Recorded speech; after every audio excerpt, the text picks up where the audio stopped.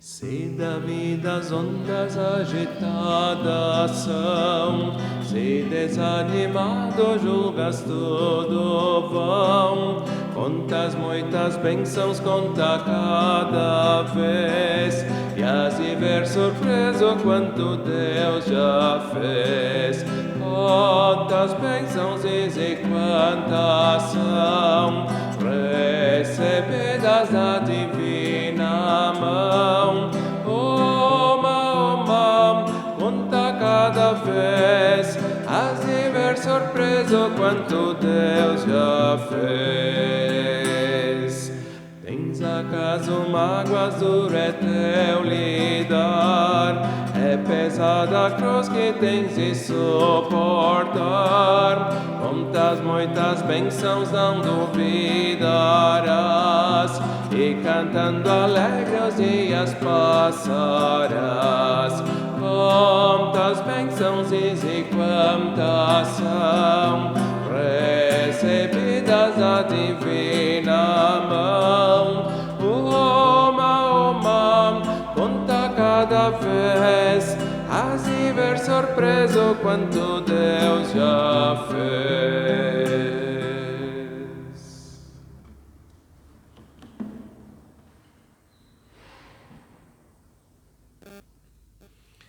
O apóstolo Paulo escreve aos cristãos em Filipos: trago-vos no coração, seja nas minhas algemas, seja na defesa e confirmação do Evangelho, pois todos sois participantes da graça comigo. Filipenses 1, versículo 7. A comunidade de Filipos, como bem sabemos, é, segundo o relato dos Atos dos Apóstolos, a comunidade mais antiga a ter sido fundada no continente europeu. E agora o apóstolo Paulo, ele escreve uma carta aos filipenses, com cuja comunidade o apóstolo mantém um vínculo de especial amizade, especial carinho. A amizade e o vínculo de carinho que existe entre comunidade e apóstolo são tão profundos que o apóstolo chega mesmo a aceitar uma oferta financeira ou material dessa comunidade, o que ele costumeiramente não aceitava. E agora, pelo menos o que podemos inferir do final da carta aos Filipenses, o apóstolo Paulo escreve essa carta àquela comunidade depois de ter recebido essa doação. Ele que estava na prisão, não se sabe ao certo aonde, já que ele foi preso várias vezes no curso de sua vida, mas em todo caso sabemos pela epístola que ele está preso e na cadeia as condições de vida não são as ideais, por isso também a comunidade pratica esse gesto de amor cristão com o seu apóstolo, envia-lhe um donativo, ao que ele agora responde com a carta aos Filipenses.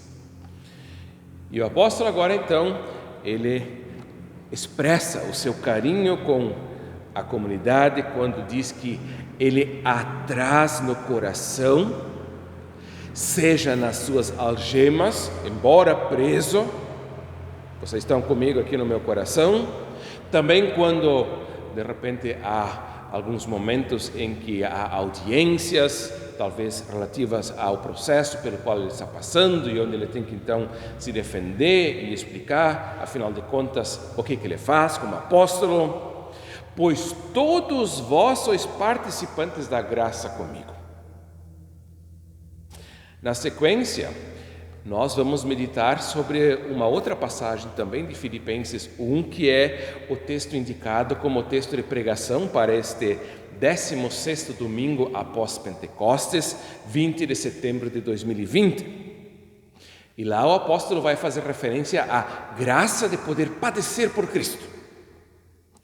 Aqui, eu diria, mais importante é destacarmos inicialmente a graça do próprio Cristo que nos foi concedida, que foi concedida à comunidade e ao apóstolo. E dessa graça a comunidade é participante juntamente com o apóstolo. E essa graça, então, se expressa concretamente na vida, tanto do apóstolo quanto na comunidade, de poder, caso necessário, inclusive, sofrer represálias para expressar e demonstrar a autenticidade da fé e do pertencimento a Jesus Cristo. Com essas palavras de Filipenses 1, quero saudar todas as pessoas que assistem a esta gravação, especialmente os membros da comunidade evangélica de Lomba Grande e assim também os membros da comunidade evangélica de Confissão Luterana Feitoria, e desejo que possamos ter bons momentos de reflexão, meditação, louvor e oração que realizamos em nome do Trino Deus, que é Pai, Filho e Espírito Santo. Amém. Passo a ler de Filipenses, também no primeiro capítulo, agora os versículos 21 até 30. O apóstolo Paulo assim escreve aos cristãos em Filipos: porque para mim o viver é Cristo e o morrer é lucro. Entretanto, se o viver na carne traz fruto para o meu trabalho, já não sei o que hei de escolher. Ora, de um lado e outro estou constrangido, tendo o desejo de partir e estar com Cristo, o que é incomparavelmente melhor. Mas por vossa causa é necessário que eu permaneça na carne. E convencido disto, estou certo de que ficarei e permanecerei com todos vós para o vosso progresso e gozo na fé, a fim de que aumente quanto a mim o motivo de vos gloriardes em Cristo Jesus pela minha presença de novo convosco. E agora, depois de descrever a sua própria situação e de expressar a sua expectativa quanto ao seu futuro, o apóstolo Paulo, ele traz uma pequena exortação, um pequeno apelo à comunidade, dizendo: vivei acima de tudo de modo digno do Evangelho de Cristo, para que, ou indo ver-vos, ou estando ausente, ouça no tocante a vós outros que estáis firmes em um só Espírito, como uma só alma, lutando juntos pela fé evangélica, e que em nada estáis intimidados pelos adversários. Pois o que é para eles prova evidente de perdição é para vós outros de salvação, e isto da parte de Deus. Porque vos foi concedida a graça de padecerdes por Cristo, e não somente de crerdes nele. Pois tendes o mesmo combate que vistes em mim e ainda agora ouvis que é o meu. Até aqui a leitura da Escritura, a leitura da Epístola. Queridos irmãos, caras irmãs, o apóstolo Paulo aqui inicia essa passagem que estamos lendo e meditando, afirmando que o viver é Cristo e o morrer é lucro. Em Gálatas 2, ele diz: não sou eu que vivo, mas é Cristo que vive em mim. Mesma coisa, com outras palavras, ele afirma aqui: o viver é Cristo e o morrer é lucro. Não significa, evidentemente, que morrer é melhor do que viver, que morrer eventualmente seja uma espécie de libertação dessa existência terrena. Mas tanto um quanto o outro, para Paulo, é algo que, na presença de Deus, é possível e aceitável e até alegremente aceitável. A minha vida é Jesus Cristo, e se eu morrer, eu não tenho nada a perder, só a ganhar. Afinal de contas, ele está preso, está então provavelmente sofrendo alguma forma de processo, e talvez ele tenha que contar com a pena máxima, que bem sabemos qual é. Mas, diz ele, embora o morrer seja lucro para mim, e embora exista essa possibilidade, eu estou confiado de que isso não vai acontecer. Claro que eu preferia muito mais estar com Cristo, mas eu percebo que comunidade, no caso vocês, aí em Filipos, ainda precisam do meu ministério, e por isso eu creio que Cristo vai permitir que eu não seja condenado, mas seja libertado e volte a poder visitar vocês aí em Filipos. É muito interessante perceber como o pensamento do apóstolo, em algumas questões, ele vai se desenvolvendo no decorrer da sua trajetória. A primeira epístola aos Tessalonicenses, por exemplo, considerada pelos estudiosos a epístola mais antiga de Paulo, que está no Novo Testamento, ela fala da esperança do apóstolo de ser arrebatado. Os mortos ressuscitarão e nós, os vivos, seremos arrebatados. Agora, porém, aos poucos, à medida que o tempo vai passando e que essa segunda vinda de Cristo demora a acontecer, o apóstolo então também passa a contar com a possibilidade de que a sua comunhão com Cristo não se dê por meio de arrebatamento, mas por meio da morte. No entanto, ele não se abala com isso, porque ele deseja estar com Cristo, mas, percebendo-se ainda como um instrumento útil e necessário na vida da comunidade, ele confia de que vai permanecer aqui em vida e vai poder ainda voltar a visitar a comunidade. E agora segue a exortação do apóstolo à forma como a comunidade deve se portar. Vivei, acima de tudo, por modo digno do Evangelho de Cristo. Ou seja, nós que queremos e desejamos estar com Cristo, de modo nenhum dizemos algo do tipo assim: eu vou para o céu e o resto que se dane. Pelo contrário, nós aguardamos a manifestação do reino de Deus e, como tais, como filhos do reino, vivemos neste mundo criado pelo nosso Deus, para que esse mundo também seja salvo pelo nosso Criador. Vocês que aguardam o mundo eterno absoluto de Deus, vivam como cidadãos do reino já neste mundo, por modo digno do Evangelho, para que, ou indo ver-vos, ou estando ausente, ouçam no tocante a vós outros que estáis firmes em um só Espírito. Esse é um problema que já na igreja primitiva surgiu, já em Atos dos Apóstolos. A ameaça da divisão da comunidade. E isso para os apóstolos, também para Paulo, é um grande problema, afinal de contas, o corpo de Cristo é um só e, portanto, nós temos um problema se esse corpo é dividido. Eu quero ouvir que vocês estão unidos em um só Espírito, que nada divide vocês. Possivelmente, nós temos aqui uma situação similar à situação das cartas aos Coríntios, onde pessoas que se consideravam especialmente carismáticas, especialmente ungidas com o Espírito de Deus, agora penetravam na comunidade e ameaçavam causar divisões nessa comunidade. E agora o apóstolo Paulo diz aqui que vocês vivam unidos em um só Espírito, afinal o Espírito de Deus, que atua de forma multiforme, concede múltiplos dons, ele é um só e por isso essa comunidade multiforme, colorida, deve ser e continuar sendo apenas uma, de acordo com o Espírito que é apenas um. Como uma só alma, lutando juntos pela fé evangélica. Aqui agora o apóstolo Paulo faz referência e faz uso a uma linguagem militar. Para nós que vivemos no século XXI e sabemos do potencial de destruição que está em nossas mãos, nós, quem sabe, temos certos escrúpulos em usar esse tipo de linguagem.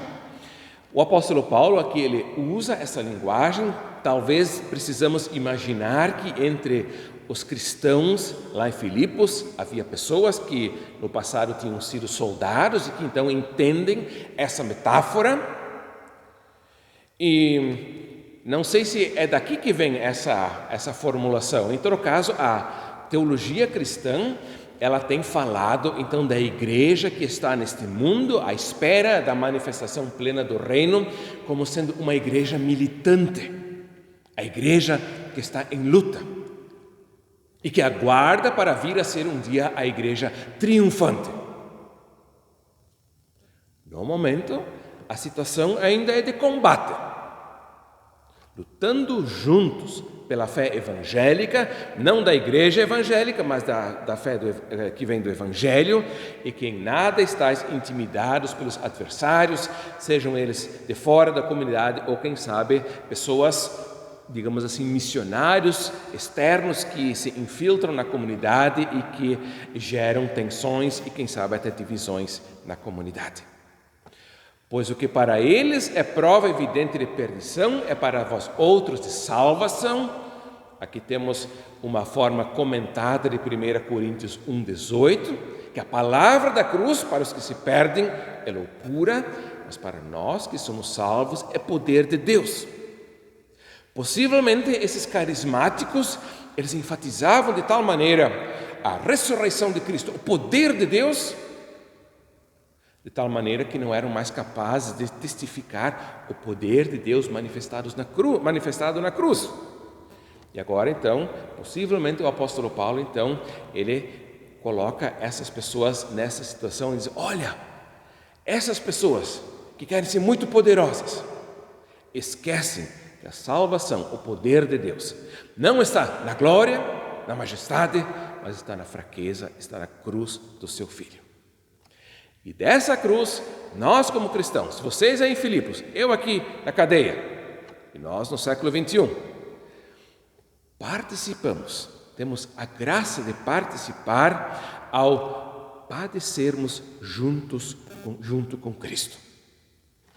Ninguém de nós quer ser masoquista, ninguém de nós gosta de sofrer, e no entanto, o Evangelho de Jesus Cristo, ele nos mostra que mais importante do que sofrer ou não sofrer é o pertencimento a Jesus Cristo e a fidelidade da fé a esse Senhor, que também está disposta a eventualmente arcar com certas consequências que o testemunho em palavras e ações ele pode redundar na nossa vida. Essa, portanto, a palavra do apóstolo Paulo, a palavra de gratidão, a palavra de esperança e também a palavra de exortação à comunidade de Filipos, que é também a mesma palavra para nós hoje. Amém.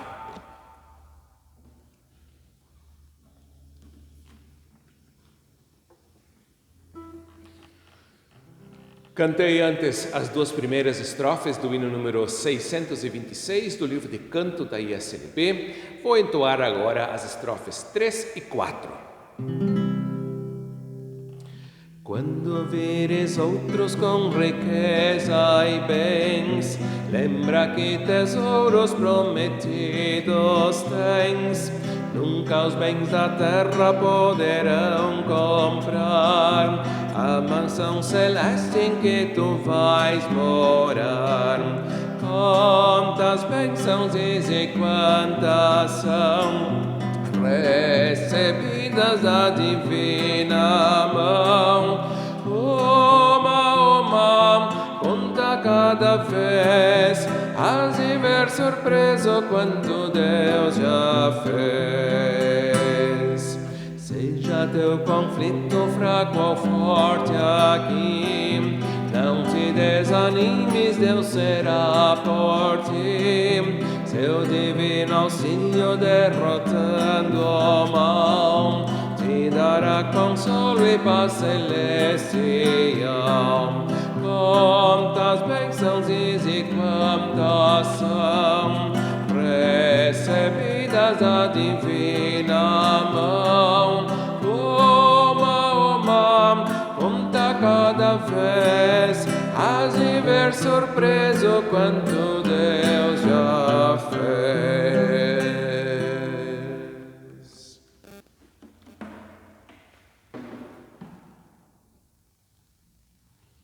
Oremos. Bondoso Deus, nosso Pai, graças que por Jesus Cristo, teu Filho, somos pessoas cheias de esperança e como filhos e filhas do reino, podemos viver nesse mundo de modo digno do Evangelho. Abençoa a todos nós, abençoa a nossa comunidade, que possamos em palavras e ações dar bom testemunho de fé, de esperança e de amor.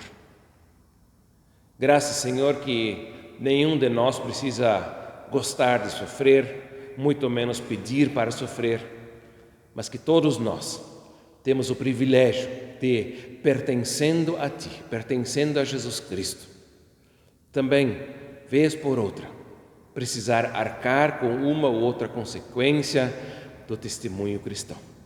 Permite que possamos fazê-lo sem fatalismo, sem indiferença, mas sempre com esperança, com alegria e com amor.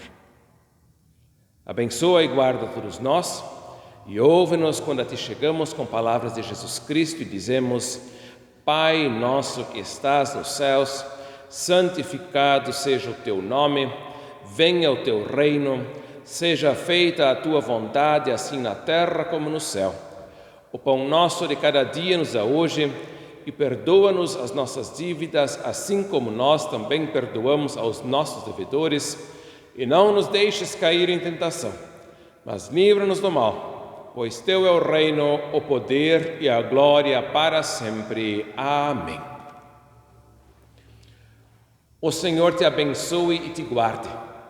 O Senhor faça resplandecer o seu rosto sobre ti e tenha misericórdia de ti. O Senhor sobre ti levante o seu rosto e te dê a sua paz.